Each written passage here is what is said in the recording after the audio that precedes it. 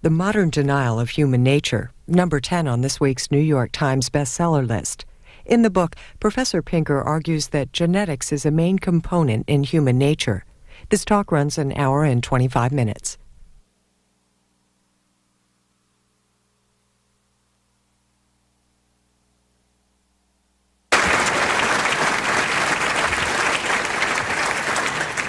Thank you. It's a real pleasure to be here and be able to welcome you to our home. We also have a brand new building at 500 Fifth Street, which we're very proud of, which we just moved into this summer. Before introducing the speaker, let me just take this opportunity to introduce the academies. We call ourselves now the National Academies. I'm the president of one of those, the National Academy of Sciences. There are also two other presidents upstairs, National Academy of Engineering and the Institute of Medicine. Together, these three honorary organizations have about 5,000 members. And then there is an operating arm, the National Research Council, that completes this organization, which is why we call ourselves the National Academies, because it's just too complicated. Our major function, besides honoring outstanding scientists and engineers, is to carry out studies for the U.S. government on any matter of science or technology that they need advice on. Most recently, we completed a very major effort publishing an important report on science and technology for countering terrorism, an effort that involves some 120 volunteer committee members. So it's a major effort that's been playing directly into the plans for the new Department on Homeland Security. Well, I invite you to visit us not only in person but on the web. All of our reports, more than 2,500 of them, can be read directly online. Today's lecture, of course, is by Dr. Steven Pinker. He's a professor of psychology in the Department of Brain and Cognitive Sciences at MIT, the Massachusetts Institute of Technology. His research has focused on visual cognition and on the psychology of language. It turns out he received his undergraduate degree from McGill University and his PhD in psychology from Harvard. He was on the faculties of Harvard and Stanford universities before moving to MIT in 1982. He's received from this academy on this stage, the year before I became president, in 1993, one of our awards called the Trollin Research Award, which we give to young investigators to recognize unusual achievements. It's only 10 years ago, he's still pretty young. He's also won numerous other awards, including two from the American Psychological Association, and I think very importantly, teaching awards for his service to students and the next generation of researchers at MIT. He has, of course, written several best-selling books, and he's won multiple awards for two of his popular science books, The Language Instinct and How the Mind Works. He also writes frequently for the popular press, including the New York Times, Time, Slate, and the New Yorker magazines. The topic tonight, of course, is the topic of his latest book. I don't really have to say the title. It's up there in a beautiful form. It's already been announced that he will be doing a book signing, but in addition, what wasn't announced, there will be some refreshments afterwards in the Great Hall. So please join me in welcoming Dr. Pinker. Thank you.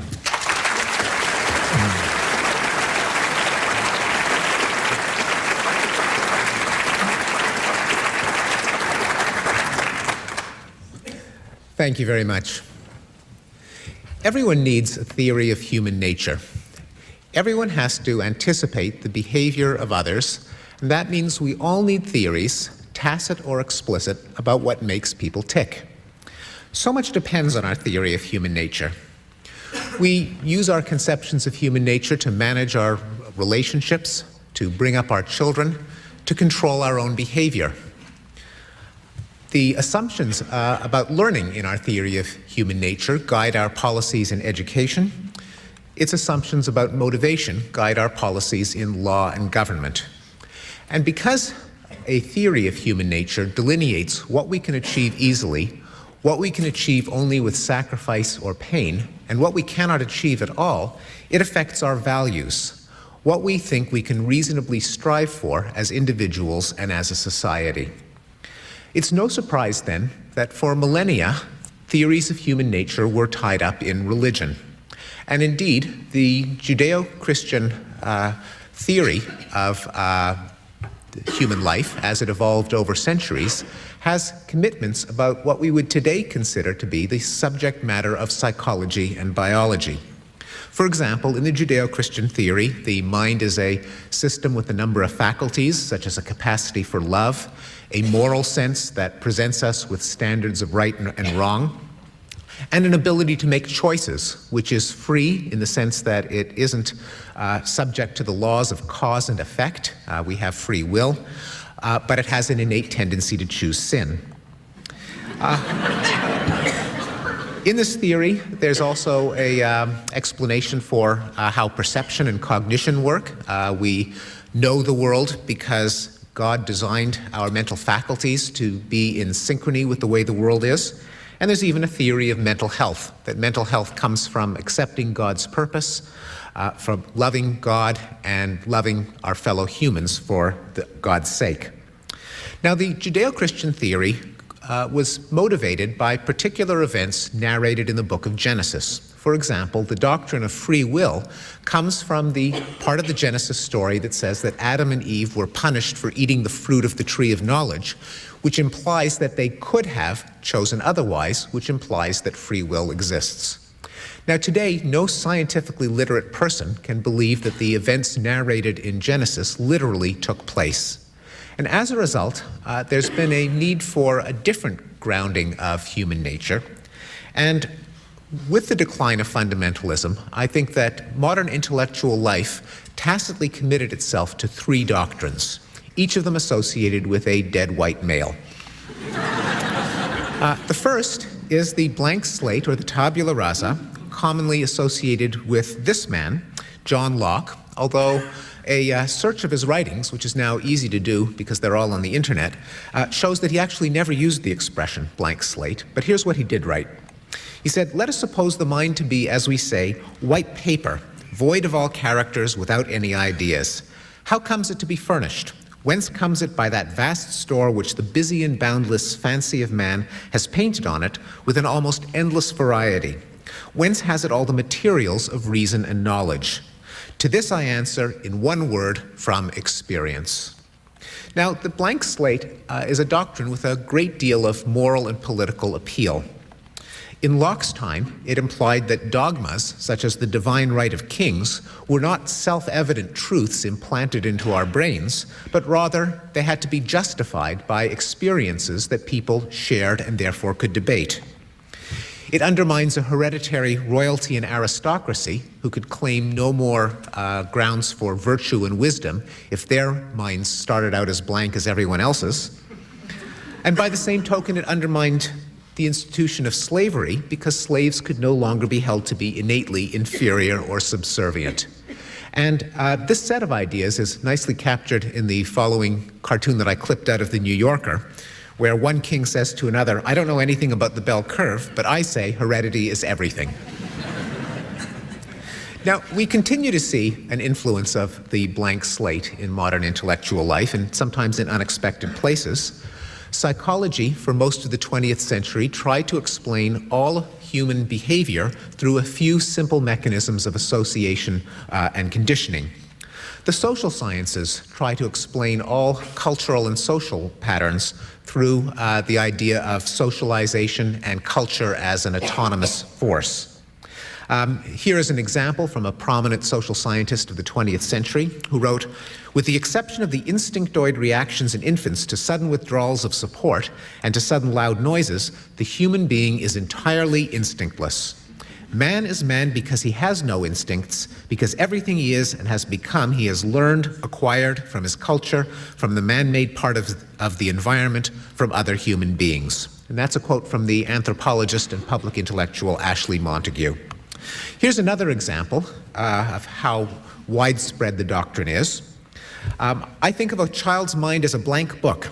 During the first years of his life, much will be written on the pages. The quality of that writing will affect his life profoundly. And that is a quote from Walt Disney. Now, there's a second doctrine that often accompanies the blank slate, which whose name comes from a poem by John Dryden called The Conquest of Grenada. I am as free as nature first made man, ere the base laws of servitude began, when wild in woods the noble savage ran. Now, the noble savage is more commonly attributed to this man, the French philosopher Jean-Jacques Rousseau. And here's what Rousseau actually did write. So many authors have hastily concluded that man is naturally cruel and requires a regular system of police to be reclaimed, whereas nothing can be more gentle than him in his primitive state. The more we reflect on this state, the more convinced we shall be that it was the best for man, and that nothing could have drawn him out of it but some fatal accident which should never have happened. The example of the savages seems to confirm that mankind was formed ever to remain in this condition, that it is the real youth of the world, and that all ulterior improvements have been so many steps in appearance towards the perfection of individuals, but in fact towards the decrepitness of the species. Now, you can't really understand someone unless you know who he was arguing against, and indeed, Rousseau was arguing against so many authors, and the main author that he had in mind was this man, in particular the following passage. Hereby it is manifest that during the time men live without a common power to keep them all in awe, they are in that condition which is called war, and such a war is of every man against every man. In such condition there is no place for industry, because the fruit thereof is uncertain, and consequently no culture of the earth, no navigation, no commodious building, no knowledge of the face of the earth, no account of time, no arts, no letters, no society, and which is worst of all, continual fear and danger of violent death, and the life of man solitary, poor, nasty, brutish, and short. This, of course, is the famous passage from Thomas Hobbes's Leviathan. Now, there's a great deal of appeal to the doctrine of the noble savage, which Rousseau used to oppose Hobbes.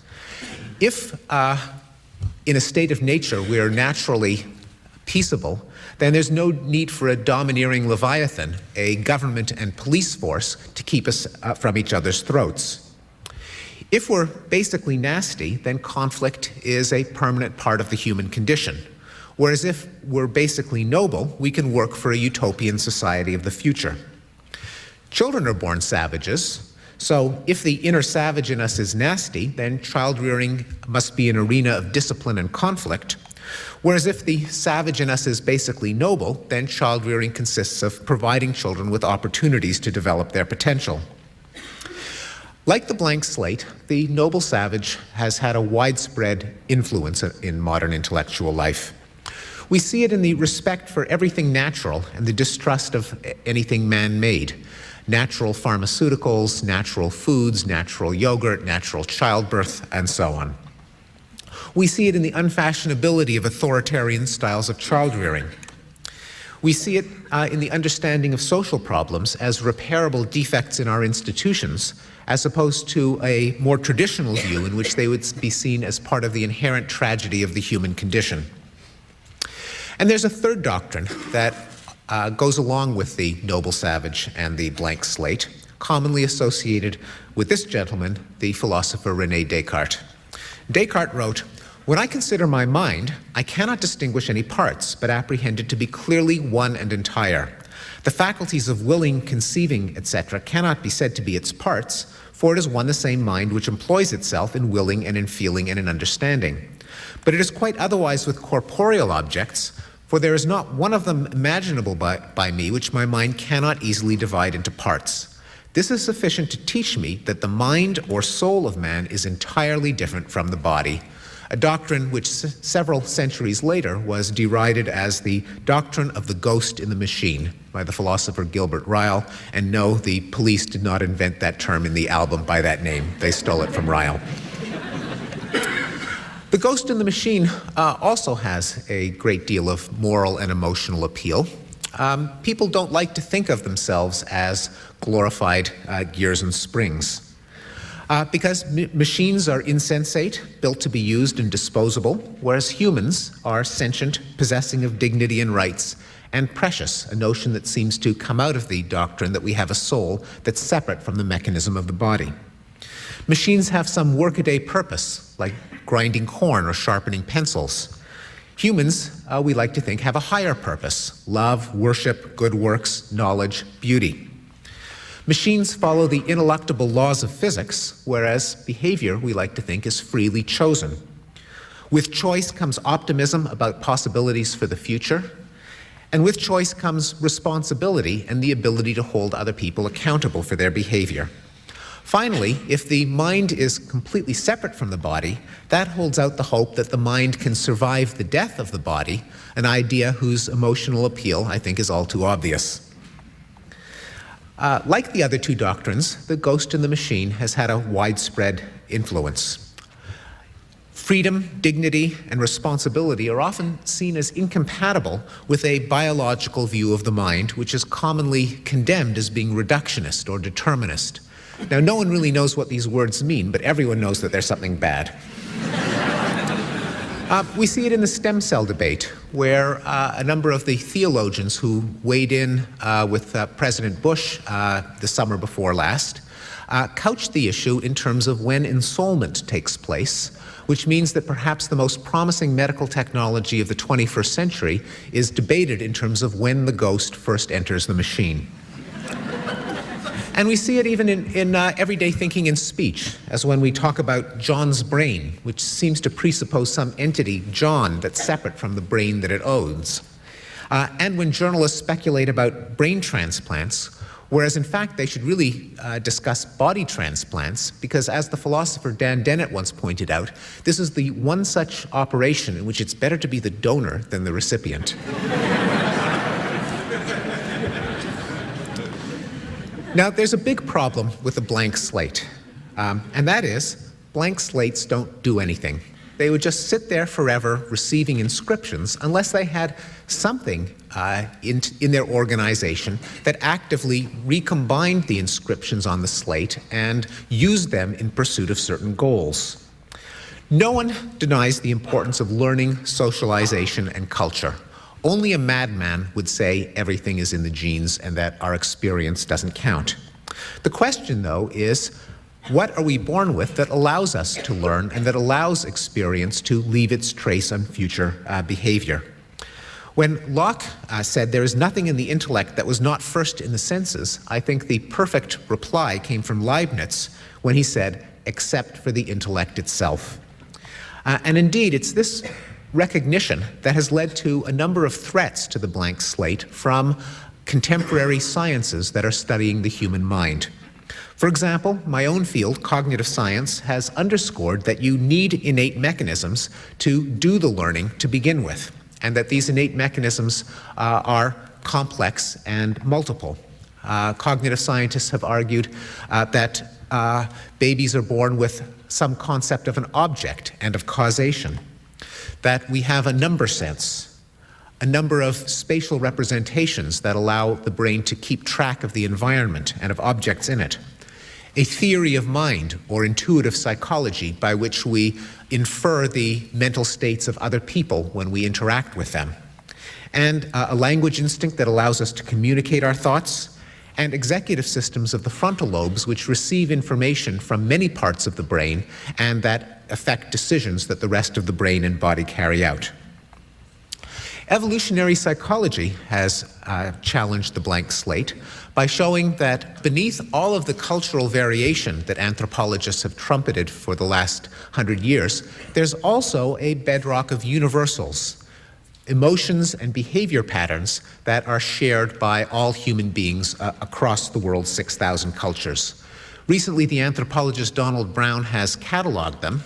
He's found a good 300 universals, everything from aesthetics, affection, and ambivalence, all the way down to verbs, violence, vowels, weaning, weapons, and attempts to control the weather. Evolutionary psychology has undermined the blank slate in another way by showing that many human drives can't be seen as ways in which people calculate what's best for them in their own day-to-day lives, but rather can only be understood as adaptations to an ancestral environment in which we evolved, which may not be relevant to our happiness and well-being today. An obvious example is our taste for sugar, salt, and fat, which has obvious health consequences, as many of us eat ourselves into an early grave with too much junk food. But it's perfectly understandable why we have those tastes. Those are precious nutrients, and in an environment in which they were in short supply, a taste for them would have been adaptive. Now that we can crank out mass quantities of the stuff, our taste for them hasn't changed, and that does us more harm than good. A thirst for revenge and a willingness to defend your interests with violent defenses of one's honor lead to a great deal of unnecessary suffering, vendettas, blood feuds, cycles of revenge, and so on, but were necessary in a world in which you couldn't dial 911 to get Leviathan to show up to settle your scores for you. And a reputation for toughness was one's only defense against being a punching bag. And less obvious example is our desire for attractive mates. Now, a number of years ago, the humorist Fran Lebowitz made a very insightful observation about human psychology. She said, people who marry someone that they're attracted to are making a terrible mistake. You really should marry your best friend. You like your best friend more than you're likely to like anyone that you happen to be physically attracted to. You don't pick your best friend because they have a cute nose. But that's all you're doing when you're getting married. You're saying, I'm going to spend the rest of my life with you because of your lower lip. Now, this is a puzzle, and I think the solution to it is demonstrations that many of the anatomical signs of beauty are in fact advertisements of health, fertility, and fitness. And in being attracted to people with that facial geometry, we're maximizing the chances that our genes will combine with the best other genes.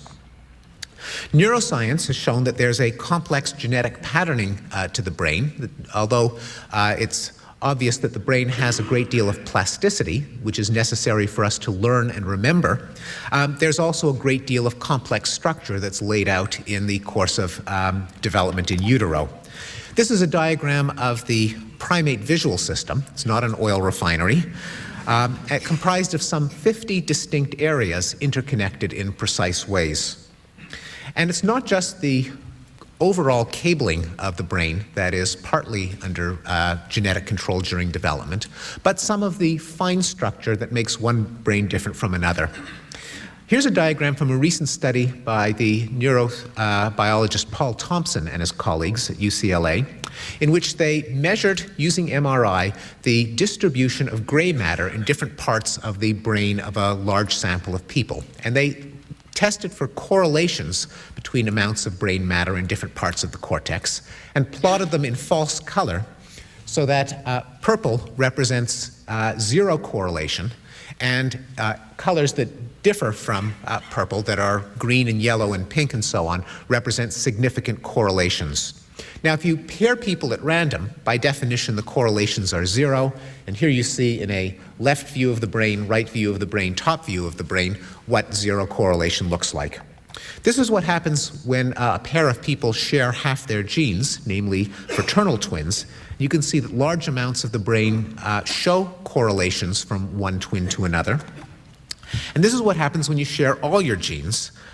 There are areas with very strong correlations, and large parts of the brain show some correlation, suggesting that the shared genes build brains that are more similar. And it's likely that these aren't just anatomical curlicues like your earlobes or your fingerprints, but have functional consequences. Nicely summed up in this cartoon, also from The New Yorker, by Chaz Adams. Separated at birth, the Malafert twins meet accidentally. Now, this is only somewhat of an exaggeration. Studies of identical twins who were separated at birth and then are tested in adulthood show that they often have astonishing similarities. My favorite example being the twins, one of whom was brought up as a Catholic in a Nazi family in Germany. The other was brought up as a Jew in a family in Trinidad. Nonetheless, when they met each other as adults, it turned out that both of them kept rubber bands around their wrist. Both of them dipped buttered toast in coffee. Both of them flushed the toilet both before using it and after using it. And both of them liked to sneeze in crowded elevators to watch everyone jump. Now, these admittedly are anecdotes, but they've never been documented in any pair of fraternal twins separated at birth and reunited in adulthood, and they're corroborated by the best measuring instruments known to psychology. That is, that there are enormous similarities among twins reared apart, which leads to what's sometimes called the first law of behavioral genetics, which is that all behavioral traits are partially heritable, although nowhere near completely. The noble savage has also come under attack from studies of mind, brain, and behavior. Behavioral genetics has shown that among the traits that are heritable are antagonism, unconscientiousness, tendencies towards violent crime, and psychopathy. Neuroscience has identified brain mechanisms among primates that are associated with aggression. Evolutionary psychology and anthropology have underscored the ubiquity of conflict in human societies, just as we see elsewhere in the animal kingdom. Now, here is a diagram of a graph of the percentage of male deaths due to warfare in a variety of societies. That is, if you're a male, what are the chances that you will die at the hands of some other man as opposed to dying peaceably in your bed or by any other way? The red bars are from a variety of pre-state societies, hunter-gatherer and hunter-horticultural societies in the New Guinea highlands and the Amazon rainforest, and they range from about 10% to almost 60%. The tiny little blue bar at the lower left represents the United States and Europe in the 20th century and includes the statistics from both world wars. So, not to put too fine a point on it, but when it comes to man in a state of nature, Hobbes was right, Rousseau was wrong. Now, what about our own society, where we enjoy this relatively low rate of death by violence? Well, here's a revealing question, and I'll pose it to you, and I beg you not to answer aloud, but keep the answer to yourself. Have you ever thought about killing someone? Okay, please don't answer. Well, psychologists are busybodies, and they have asked this question of large samples of people, and here's a typical result. About a third of men and 15% of women frequently think about killing people they don't like. And about 3/4 of men and more than 60% of women at least occasionally think about killing people they don't like. And many of you are probably thinking, yeah, and the rest are liars.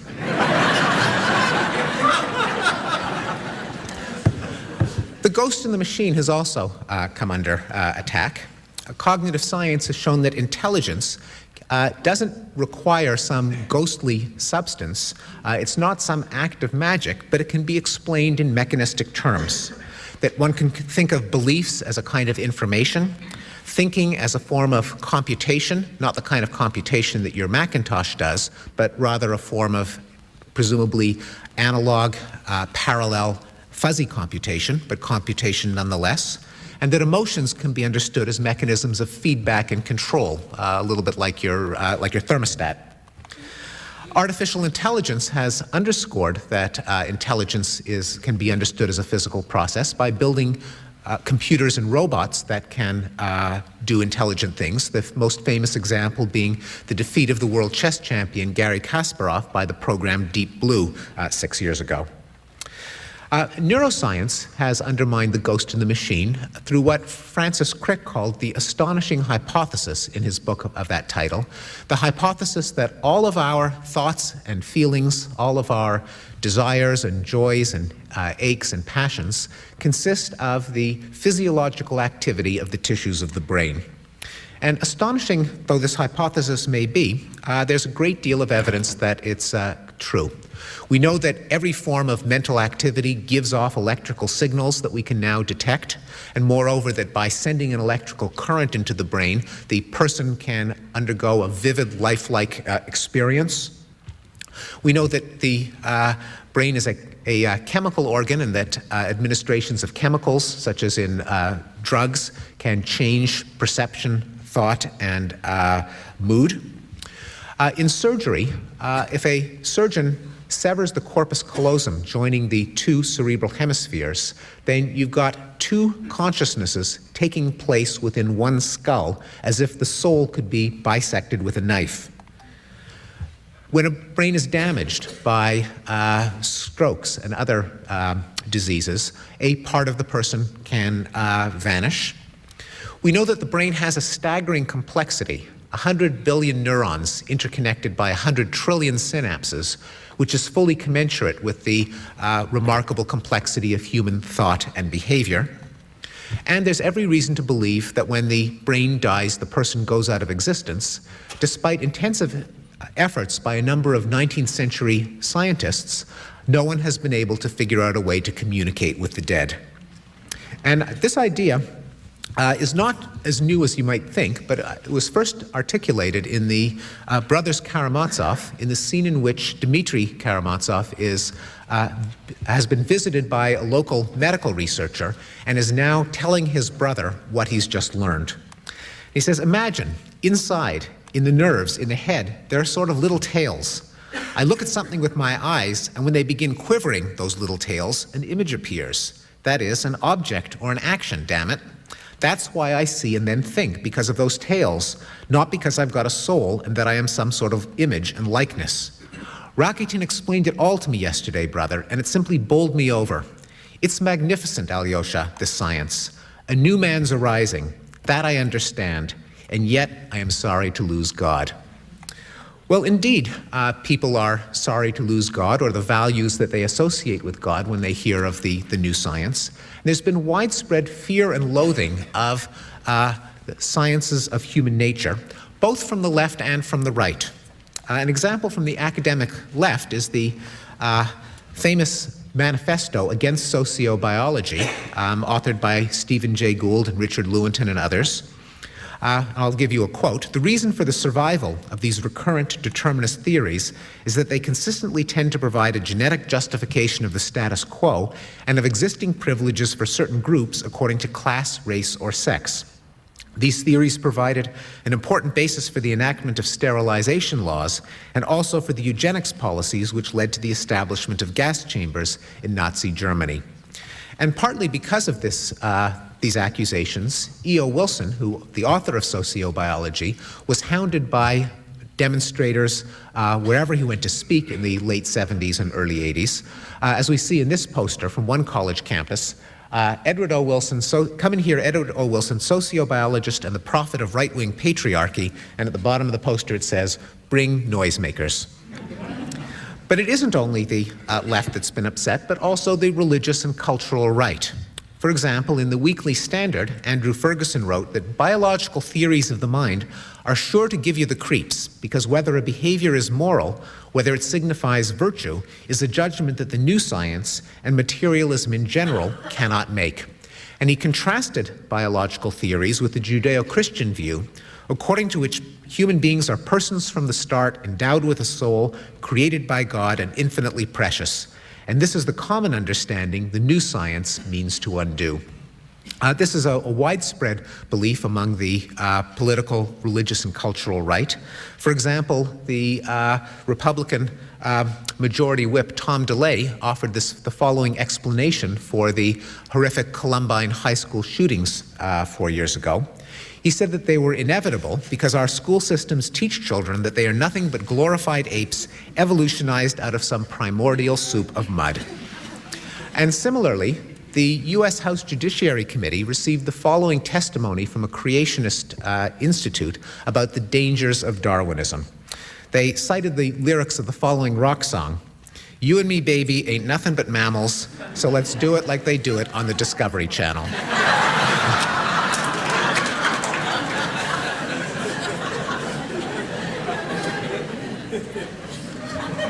Well, where does the fear and loathing come from, and how might it be addressed? That's going to be the subject of the rest of this talk. I'm going to suggest that that these fears deserve to be taken seriously, and that they are four in number. The fear of inequality, the fear of imperfectibility, the fear of determinism, and the fear of nihilism. I'll explain each one. And I'll argue that all are based on non sequiturs. All come from the fact that this approach to human behavior is novel, not that they really logically follow. I'm going to go a bit farther and say that not only does biological understanding of the mind not have the dangers that it's been accused of, but in fact there are dangers in going in the opposite direction, in denying human nature. And what this means is that we should study human nature objectively without trying to put a moral thumb on either side of the scale. Well, let me start with a fear of inequality. This comes from a simple mathematical fact that 0 equals 0.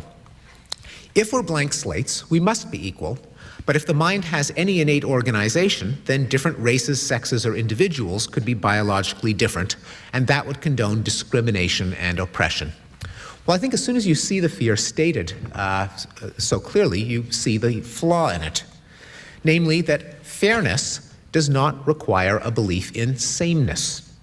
When Thomas Jefferson wrote in the Declaration of Independence, "We hold these truths to be self-evident, that all men are created equal," he did not mean, "We hold these truths to be self-evident, that all men are clones." Rather, our commitment to political equality is a recognition of certain human interests that we assume to be universal across the species. As it was written, that people are endowed with certain inalienable rights, and that among these are life, liberty, and the pursuit of happiness. It's also a commitment to, as a policy, prohibiting discrimination against individuals based on the statistics of certain groups that they belong to, such as race, ethnicity, or sex. That is the core of fairness and equality of opportunity, and it has nothing to do with the factual question of whether all people are biologically indistinguishable. Also, there's a downside of denying the possibility of individual differences. Many of the most horrific cases of racial and ethnic persecution in the 20th century, in fact, did not come from targeting groups that were thought to be racially inferior. The problem is that if you believe that all people are indistinguishable, there's a temptation to treat the more successful people not as more talented, but rather as more ruthless or avaricious. And many of the atrocities of the 20th century came from persecuting ethnic groups that provided the circumstances that allowed their more talented members to prosper. Examples include the Indians in East Africa and the South Pacific, the Chinese in Malaysia and Indonesia, the Igbos in Nigeria, and the Jews almost everywhere. Now, the second fear is the fear of imperfectibility, the dashing the age-old dream in the perfectibility of mankind. And it runs more or less as follows. If unpleasant traits are innate, selfishness, violence, prejudice, rape, that would make them unchangeable, so attempts at social reform and human improvement would be a waste of time. Why try to make the world a better place if people are rotten to the core and will just foul it up no matter what you do? Well, this too doesn't follow. The one reason is that ignoble motives do not automatically lead to ignoble behavior. And that's because the human mind is a complex system with many parts, and some parts can counteract others. So even if we did have innate temptations towards antisocial behavior, we also have a moral sense, cognitive abilities that allow us to learn the lessons of history, and executive systems of the frontal lobes that can receive information from these subsystems and use them to control behavior. Indeed, the moral progress that we have enjoyed over the past few centuries didn't so much come from erasing or rewriting human nature as exploiting a certain part of it.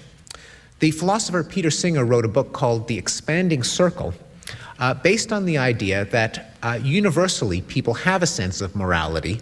That's the good news. Unfortunately, the default setting is to apply it only to the members of your own clan or village or tribe. But that social progress over the centuries consists of expanding that circle and deploying the sympathy that we instinctively feel towards our own family and friends to an ever-expanding circle of people. We've expanded it to include all races, the mentally handicapped, prisoners of war, newborn children, and most recently to all of humanity, as in the Universal Declaration of Human Rights, all of which could come from taking a knob or a slider and expanding the application of the emotion of sympathy outward, rather than recreating human nature from scratch. And there are also downsides in the belief in perfectibility, and I'll mention 3 of them. One of them is totalitarian social engineering. If people are blank slates, well, the temptation is to say we damn well better control what gets written on those slates, because if we don't do it, it will happen by accident. And indeed, many of the most atrocious totalitarian regimes in the 20th century overtly believed in the blank slate. For example, Mao Zedong, probably responsible for 35 million deaths, wrote, "It's on a blank page that the most beautiful poems are written."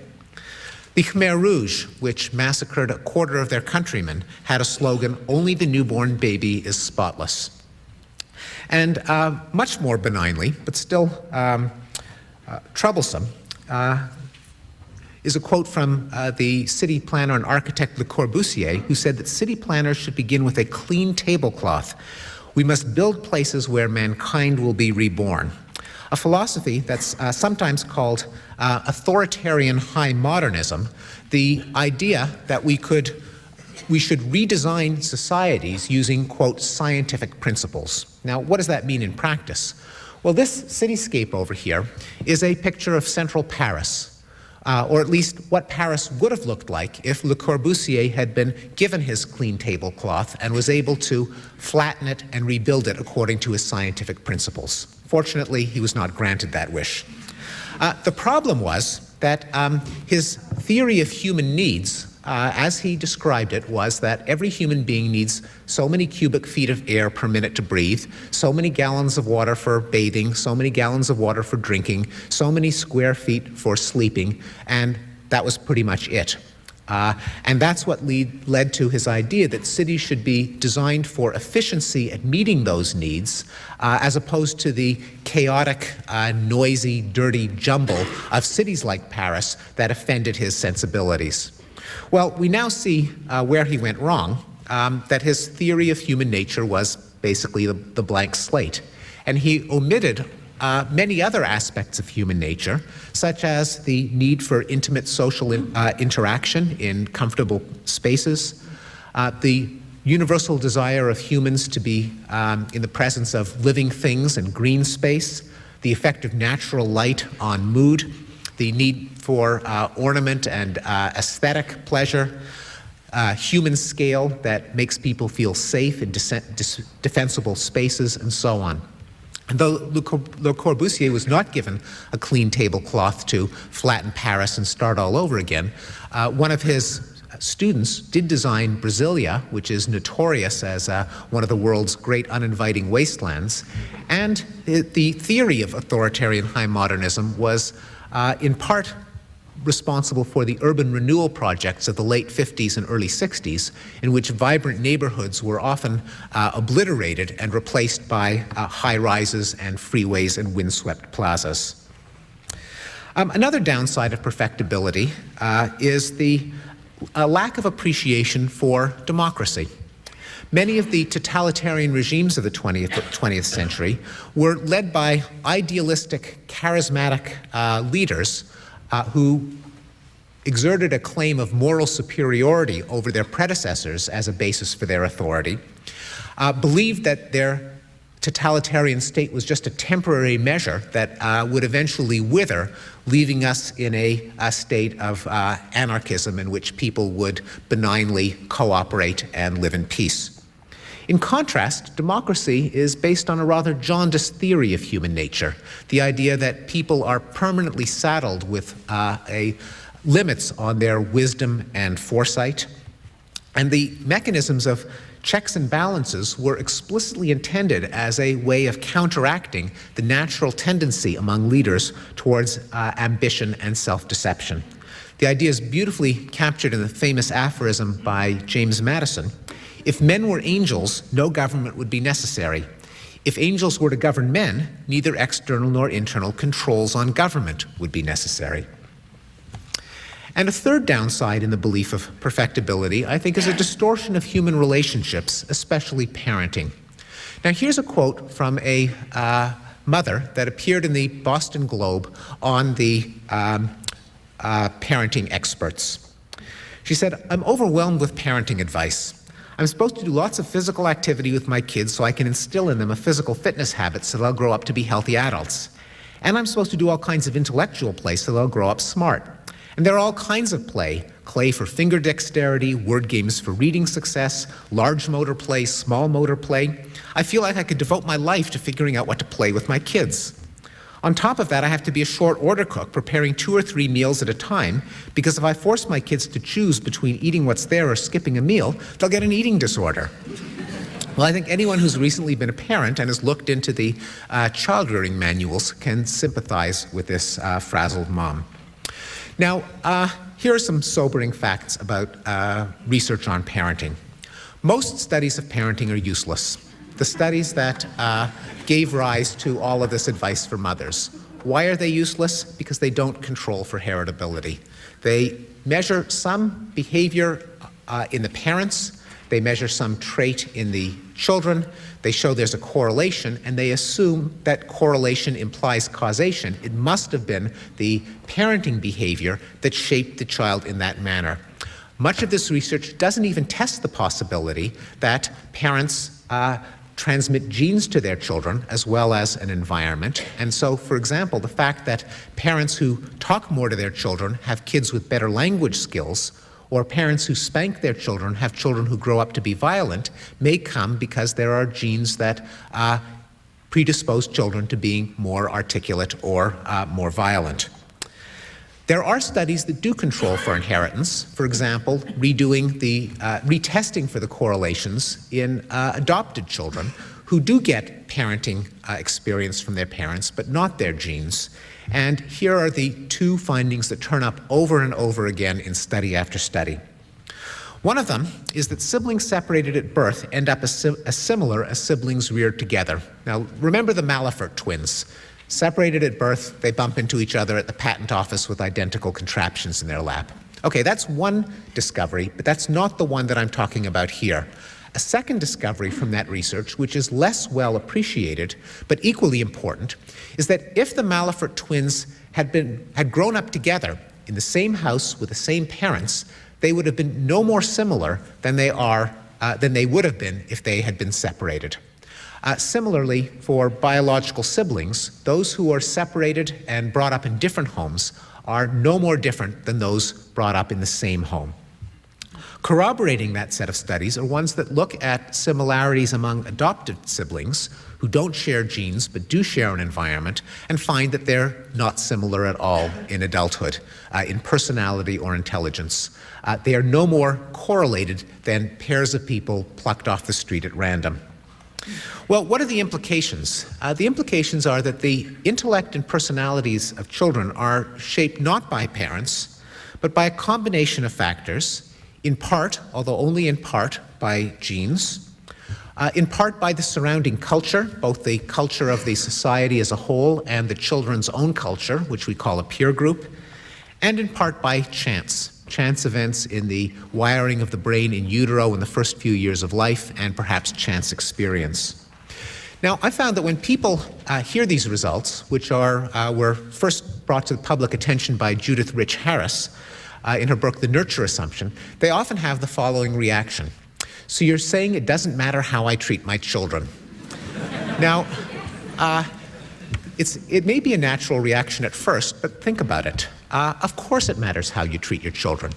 It's never okay to abuse or belittle or neglect children, because that's a terrible thing for a big, strong person to do to a small, helpless one who is under that person's care.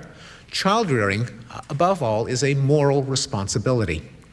Also, let's say someone told you that you can't shape the personality of your spouse. Now, no one but a newlywed really believes that you can change the personality of your spouse. Nonetheless, on hearing this bit of wisdom, no one says, oh, so you're saying it doesn't matter how I treat my spouse.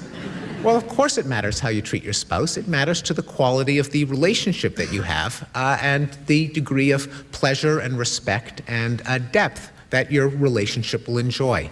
Likewise, parenting is a human relationship between 2 people, one of whom is a parent, one of whom is a child, and how the parent treated the child in childhood is going to affect the quality of that relationship. And I think it's a sign of the influence of the blank slate that so many people could forget this simple truth, or at least when intellectualizing they can forget it, and think of parenting only as the molding or micromanaging of a child's personality, whereas in fact it's much more than that. Let me more quickly go over the remaining two fears. The fear of determinism in the old philosophy sense as the opposite of free will, runs as follows. If behavior is caused by a person's biology, he can't be held responsible for it. And in fact, the fear is not totally groundless. Here is a headline that I clipped out of the Wall Street Journal a number of years ago. Man's genes made him kill, his lawyers claim. Honest. You can insert your favorite lawyer joke here. Now, by the way, the defense was not successful.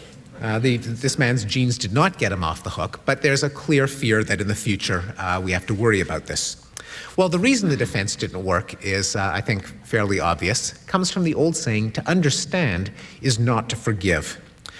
Standards of responsibility, credit, blame, reward, punishment, are themselves causes of behavior. These standards don't have to appeal to a ghost or an immaterial soul, but rather to certain parts of the brain, presumably concentrated in the prefrontal lobes, that can inhibit behavior. We can retain this influence on the brain systems for inhibition, namely holding people responsible, even as we come to understand the brain systems for temptation. Also, the bogus defenses for bad behavior that have made the news from our judicial system are in fact more likely to be environmental than biological anyway. They include the abuse excuse with which the Menendez brothers got off the hook in their first trial by saying that the reason that they had to kill their parents is that they abused them when they were children. The black rage syndrome that the radical lawyer William Kunstler proposed as a defense of the Long Island Railroad gunman who began shooting passengers at random. It was because of the stress of living in a racist society. The patriarchy made me do it defense that some lawyers have used to try to get rapists off the hook, that they were inflamed by pornographic images in a misogynistic society.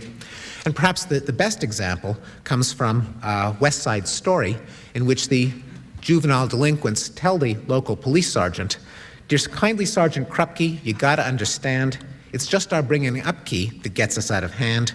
Our mothers all are junkies, our fathers all are drunks. Golly, Moses, naturally we're punks."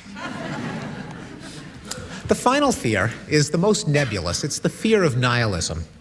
The idea that biology strips life of all meaning and purpose. It says that love, beauty, and morality are just figments of a brain pursuing selfish evolutionary strategies.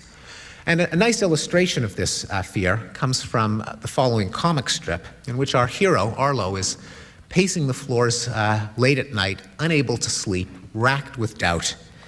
He says to his son, "Why am I here?" And the boy says, "To pass on your genes." "You still here?"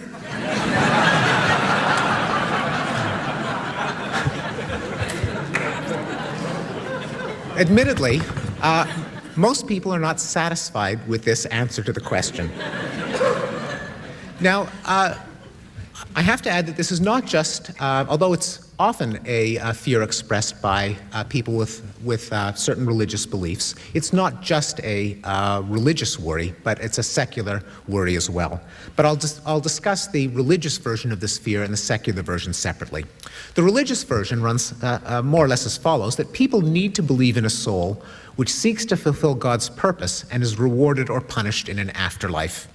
Now, I want to make it clear that I don't intend to argue that against religion, or that people should not be religious, or that there's necessarily an incompatibility between religion and science. There are a number of brilliant neurobiologists and evolutionary biologists who believe that there's nothing incompatible between Darwin's theory of evolution, or the belief that the mind is completely a product of the brain, and some kind of belief in a supreme being. And I don't want to take on that debate. My goal is more defensive. I want to argue against the position that only religion can be the source of our moral values. And here's why, in particular, the belief in an immaterial soul and an afterlife. And here's the response to that accusation from religion. First of all, I don't see anything so ennobling about a belief in a life to come, because it necessarily devalues life on earth. And think about what we conclude when we remind ourselves that life is short, or what we do. We renew a friendship. We bury the hatchet in a silly dispute. We offer a gesture of affection. We vow not to squander our time and to use it wisely. I would argue that nothing gives life more value than the realization that every moment of consciousness is a precious gift. Also, God's purpose sounds good in the abstract, but in practice, it always seems to be conveyed by human beings, and that opens the door to a great deal of mischief. I'm going to... many of you have seen the wonderful satirical newspaper called The Onion with its mock news stories. And about a year ago, they ran the following headline: "Hijackers surprised to find themselves in hell."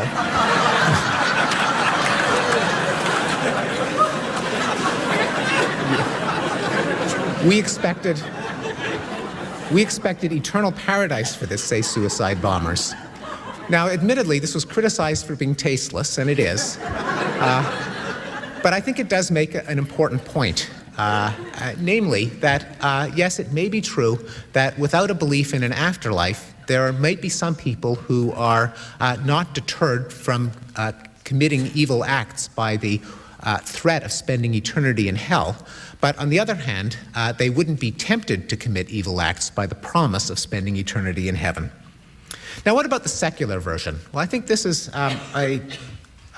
nicely captured, and the flaws of it are quite apparent, in the opening scene of Annie Hall, in which the young Woody Allen, 7 years old, has been taken to the family doctor by his mother. The doctor says, "Why are you depressed, Alvy?" The mother answers for him, "It's something he read." "Something he read, huh? The universe is expanding." "The universe is expanding?" "Well, the universe is everything, and if it's expanding, someday it will break apart, and that would be the end of everything." His mother says, "What is that your business?" He stopped doing his homework.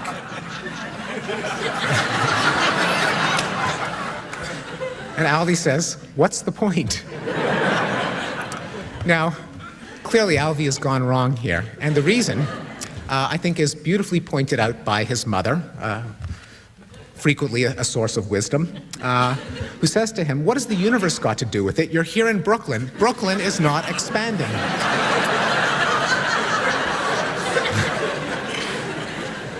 Indeed, Brooklyn is not expanding. The reason that we laugh at this, the reason we laugh at this interchange is we realize that the young Woody Allen has confused two different levels of analysis.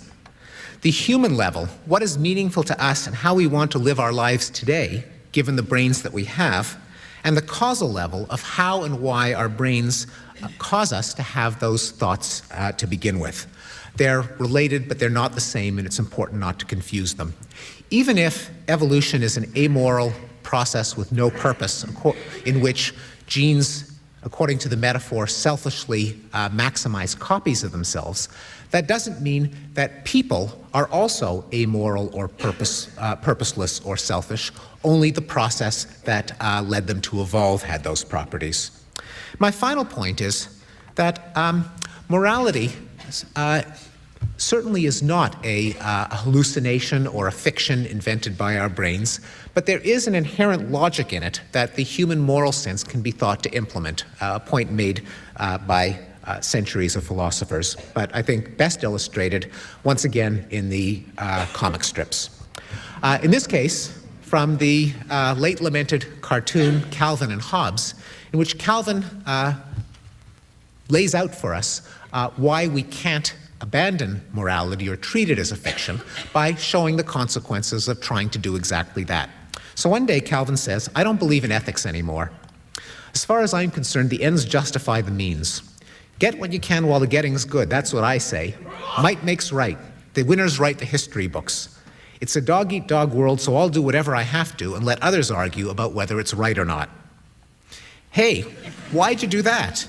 "You were in my way. Now you're not. The ends justify the means." "I didn't mean for everyone, you dolt, just me."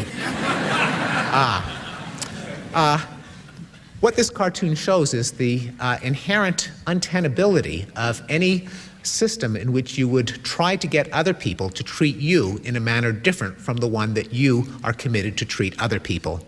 That logic, the golden rule, if you will, is the core of morality, and it's no coincidence that it's been independently rediscovered by many of the world's religions and great moral traditions.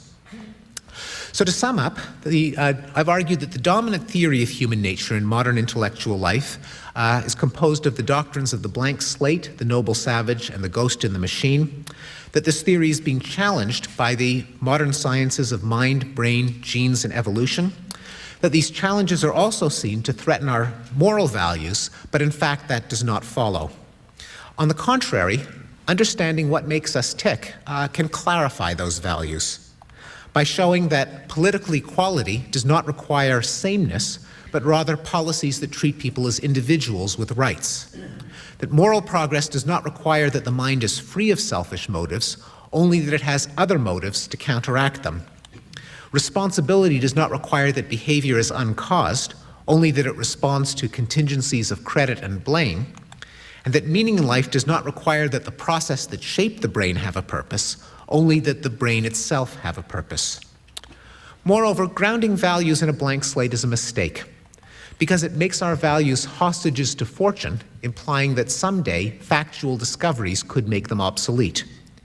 And because it conceals the downsides of denying human nature, including persecution of the successful, totalitarian social engineering, an exaggeration of the effects of the environment, such as in parenting and the criminal justice system, a mystification of the logic of responsibility, democracy, and morality, and the devaluing of human life on Earth.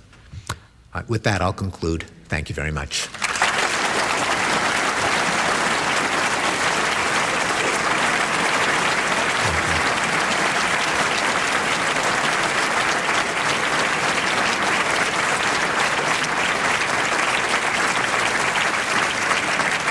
A phrase in one of the earlier slides that said, study human nature objectively. Could you say a few words about that and how that could be better done by everyone studying human nature? Yes. For one thing, when all of the questions that I raised about the blank slate, the noble savage, and so on are they're empirical hypotheses that could come out one way or another. We have, I think, good evidence for some hypotheses, but ultimately the only way to find out is to look. And I think there's been a distortion in many of the sciences that study human beings because of a fear that certain issues are third rails. You touch them and die. And that distorts the range of hypotheses that are tested. And the studies of parenting are a perfect example. The studies that don't control for heritability, I think, come to misleading conclusions, which then get translated into misleading advice. Likewise, studies in anthropology, I think that studies of warfare and violence in non-state societies have been distorted by the belief in the noble savage, a fear that if you document rates of violence quantitatively, you'll be portraying people as savages and therefore saying that we can't help but kill each other. And people who have tried to document it have often been shouted down, slandered, censored, and so on, which can only, I think, harm our understanding both of ourselves and of indigenous peoples. So those would be two examples. And I think in general, it's not that anything is going to be completely innate or completely learned. Completely learned is almost a contradiction because you need something innate to do the learning. We should have an open mind, realize that what we learn doesn't directly lead to any policy, but has to be combined with some statement of values and a democratic means of resolving them. And the more we understand, the better we understand the human mind, the better off we'll be, because the wiser our decisions will be. Yes? How much of this do you attribute to free will, starting from this heredity and environment and the individual using his reason to get the best results? Yeah. Well, I think the there is a phenomenon that we label free will, namely there are some kinds of behavior that are involuntary, your knee-jerk reflexes and particular strong emotions that we might feel. There are other aspects of human behavior that, first of all, can't be predicted with certainty, and second of all, are responsive to contingencies of reward and punishment and other consequences. It's the ones that are not completely predictable and that are responsive to holding people to contingencies of responsibility that we call free will. The common belief is to equate free will with some soul or entity that's free of the laws of cause and effect. That's what I consider to be a mistake. But that doesn't mean that it isn't worth distinguishing voluntary behavior from involuntary behavior, and certainly we have to do that to have the maximum deterrence effects in the criminal justice system. You set up punishments to deter the behaviors that are most deterrable. Those are the behaviors that we tend to attribute to free will. And ironically, as Dan Dennett has pointed out, that realistic, practical appreciation of what we want free will to do shows that the last thing we want is the idea that will is totally uncaused, because then a soul that was truly free of cause and effect could say, I don't care if you think I'm a boorish cad or if you lock me up, I'm going to do what I want to do anyway. And that would defeat the purpose of holding people responsible. You want there to be some predictability, if only statistical predictability, so that holding people responsible will have the effects that you want. Yes? In the future, it may be possible for technology through implants or some other technique to take over more and more of the operation of the human brain and possibly the mind, however you want to define that. Do you think that that is possible? And if so, what would be the implications for theories such as yours? Yeah. I'd be very foolish to say that anything is impossible, but I don't think it's very likely. I think it's easy to get carried away by some of the techno-hype of roboticists that any sentence that begins, you will, or it's only a matter of time before, should arouse strong suspicion. The human mind is extraordinarily complex. We don't know yet how to duplicate anything in any aspect of the mind in detail, nor do we have anything close to the technology of a literal implant in the brain that would control the mind or substitute for thinking. There are so many boring practical problems, like how do you keep electrodes in place given that the brain is floating in fluid and moves? How do you prevent scar tissue from forming around the electrode? And it could be for 100 boring reasons rather than any reason in principle that a lot of these science fiction predictions are unlikely to come true. And my guess is that although it's worth pursuing, especially for clear-cut cases like restoring movement to people who are paralyzed, that it might be worth pursuing. But the idea that there's going to be a kind of Terminator or RoboCop scenario in which silicon will actually replace high-level neural tissue, I think is unlikely. Yes? Thank you. I've just started reading your book, so I guess you may have answered this question in the book as I go along and get to the last pages. But how do you respond to the question of adaptability of genes to circumstances? In the sense that are genes immutable over a certain period of time, because that goes against the whole evolutionary theory itself. So therefore, because the reason I'm asking this is immutable heredity is often used as justification for relative wrongs, like racism, for instance, and it's often used as an argument supporting inequality based on genetic immutability to circumstance. Well, genes are only immutable in the sense that Lamarck was wrong and that our experiences aren't reverse coded back to systematic changes in the DNA that then get passed on to future generations. They're of course not immutable in the sense that they're constantly prone to mutation and recombination. But I believe I addressed your concern in the part of the talk in which I discussed inequality, and that is that if someone believes that there are innate differences among individuals, that racism is justified, then they've made a horrendous error. That a commitment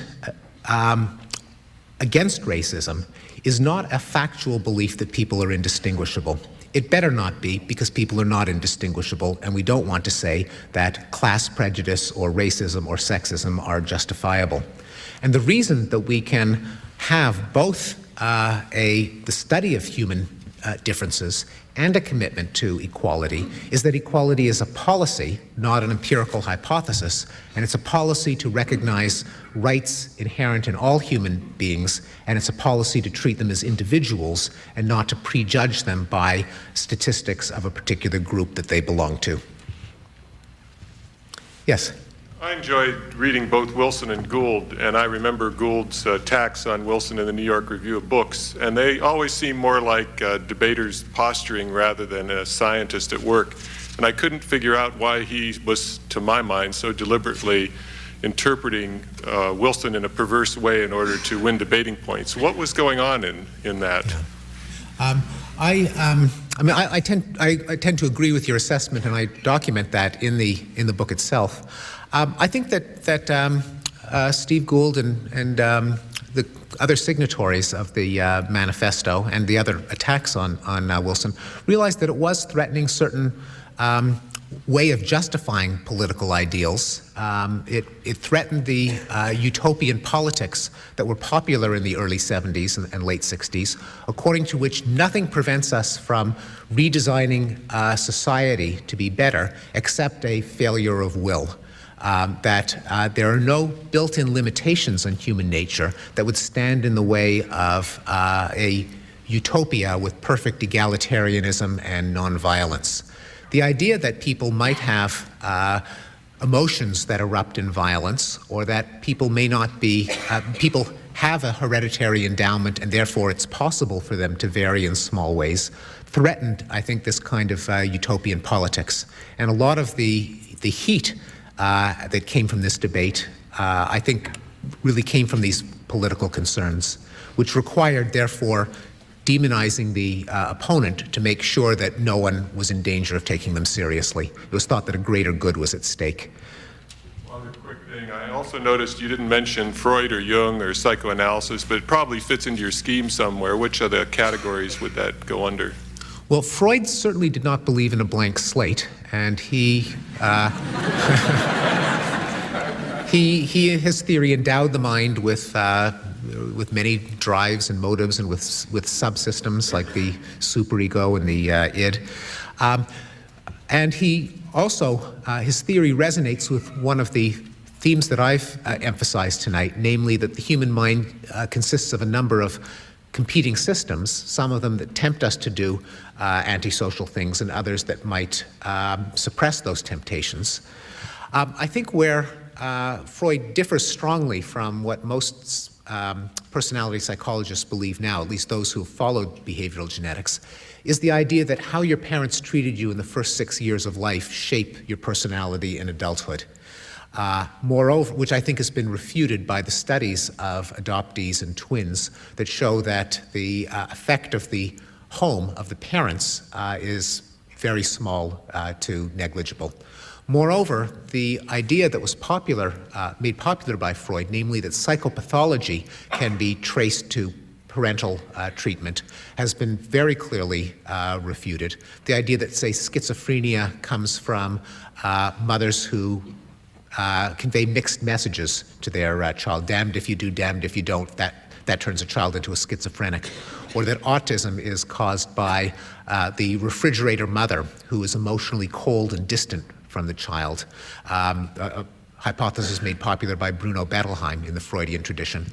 We know that these are wrong, that these conditions have a genetic component and they have some other cause which is not genetic, not how you were raised, and an important scientific mystery.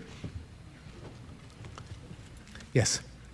How would you expand on the unfortunate notion that biology always seems to be associated with the negative, which seems to deny strong findings of biological anthropology, such as reciprocal altruism and things along these lines, where biology has, quote unquote, biological factors have significant positives.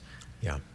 Yeah, it's certainly true that traditionally, biological approaches to human nature have been perceived as pessimistic, as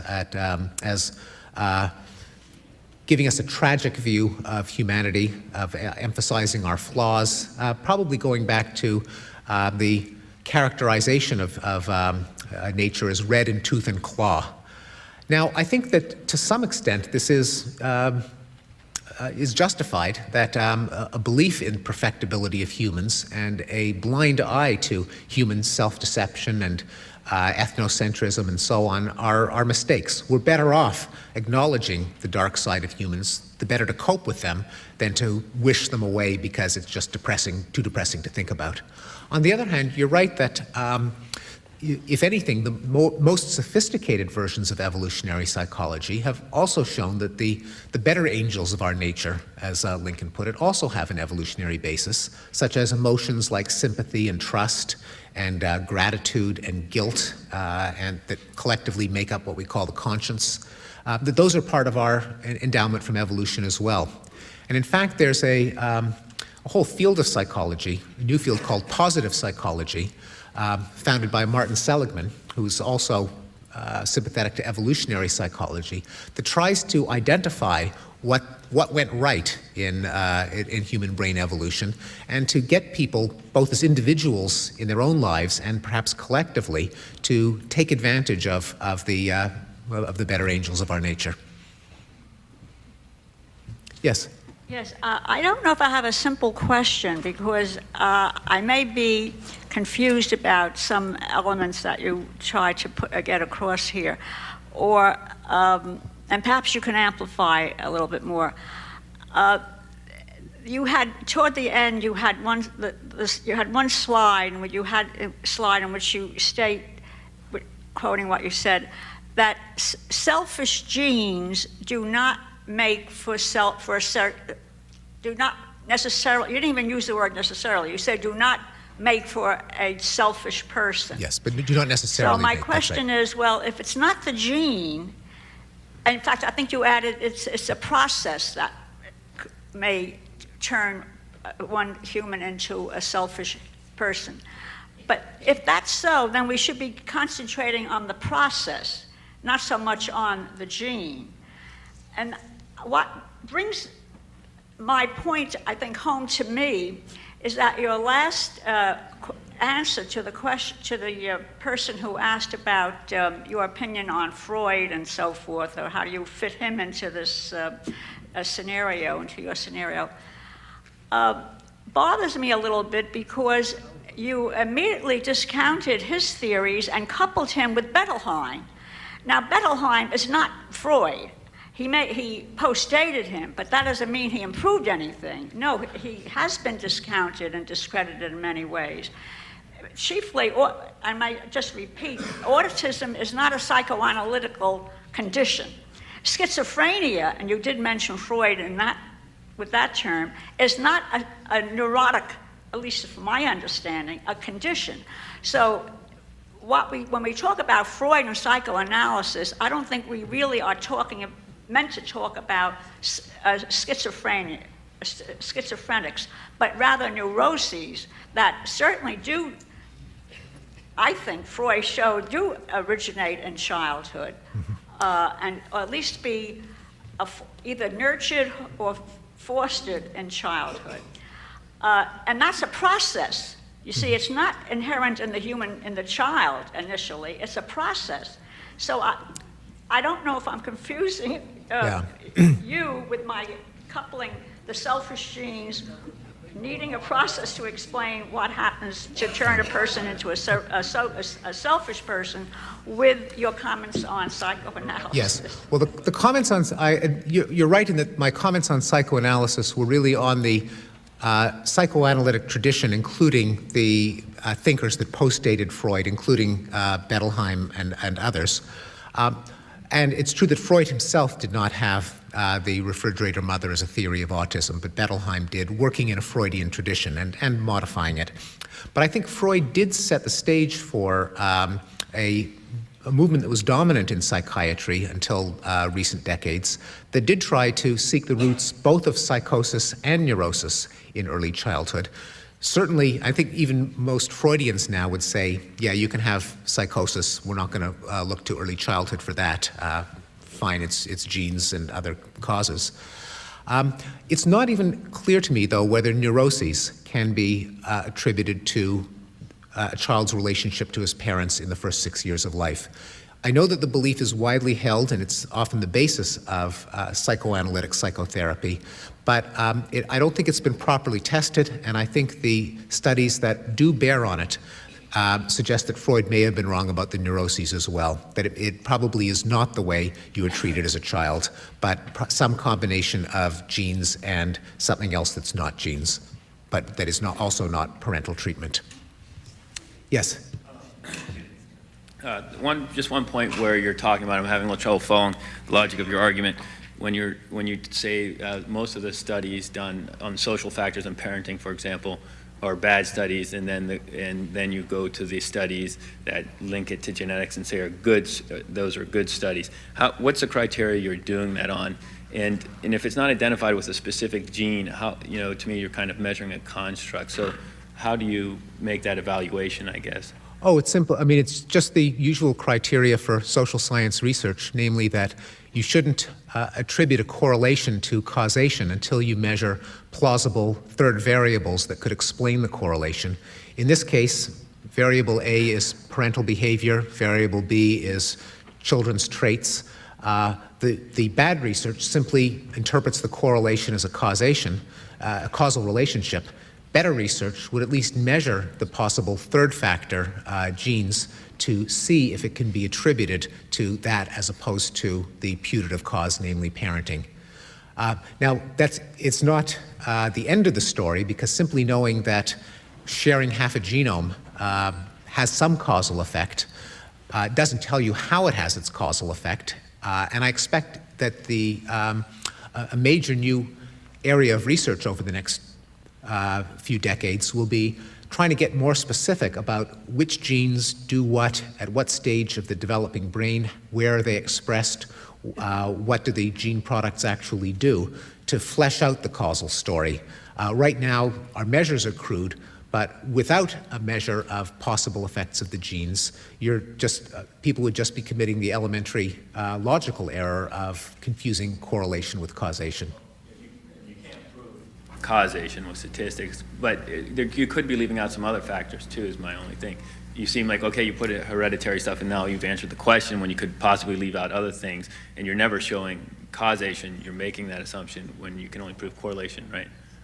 Well, in the case of genes, there is, you can rule out some of the possibilities, because we know that, that growing up in the same home, for example, or being similar can't be read back and change your DNA.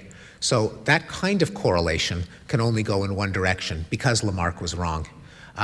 But again, that's not to deny your point that it leaves a lot of things open. And moreover, I should add that the research that I'm referring to also measures other factors besides family, parental behavior, and genetic relatedness, such as possible effects of the child on how the parent treats that child as opposed to other children. So the individualized parenting that a parent might give to one child and not another, causing two children in the same home to in fact have slightly different environments, also needs to be measured, and a few of the most recent studies do measure it, but come to pretty much the same conclusions. That is that once you control for genetic relatedness, then differential parental treatment of one child to another seems to be a consequence of the fact that the kids are different to begin with. They don't seem to add any additional measurable effect on how the children turn out. But that would be an example of other factors that ought to be and sometimes are measured. Okay, we'll take one more, or end it. No, I think I've been asked to end the evening to switch over to the reception and the book signing. Sorry for those of you who had questions, and thanks very much for your attention.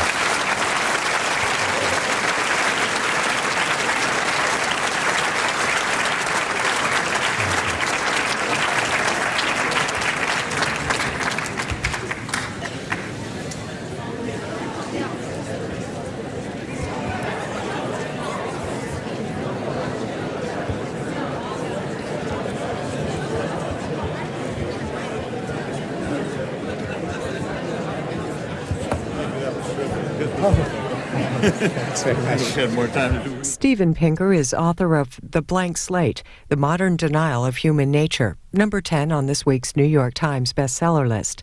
It's published by Viking, an imprint of Penguin Putnam. Visit penguinputnam.com for more information.